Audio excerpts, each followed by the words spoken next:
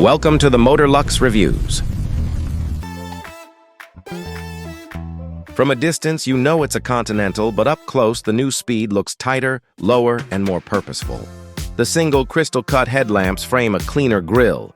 The hood stretches like a grand touring runway, and the rear haunches look carved by air.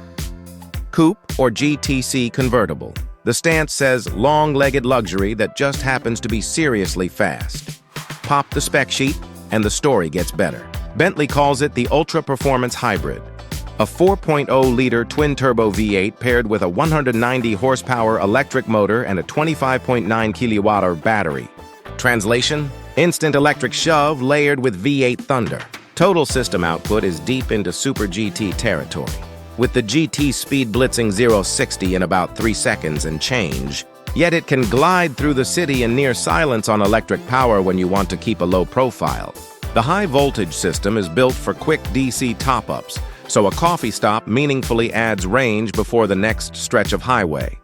What makes it special on real roads is the chassis brain trust. You get air suspension with a wider bandwidth between comfort and control.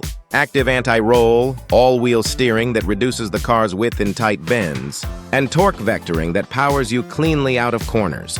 With all-wheel drive and a stack of drive modes, rain, cold mornings, and chewed-up pavement aren't a mood killer. It's not an off-roader, but for winter weekends and mountain passes, it's unruffled, and the optional carbon ceramic brakes feel endless on a fast descent. Inside is where Bentley drops the mic. The craftsmanship is theatrical.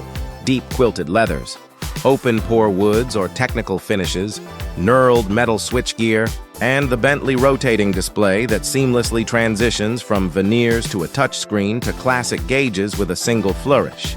The seats are the kind you plan road trips around, heated, ventilated, massaging, with a driving position that feels natural the moment you set off. The audio? Go for Naim and you'll end up sitting in the driveway to finish the track.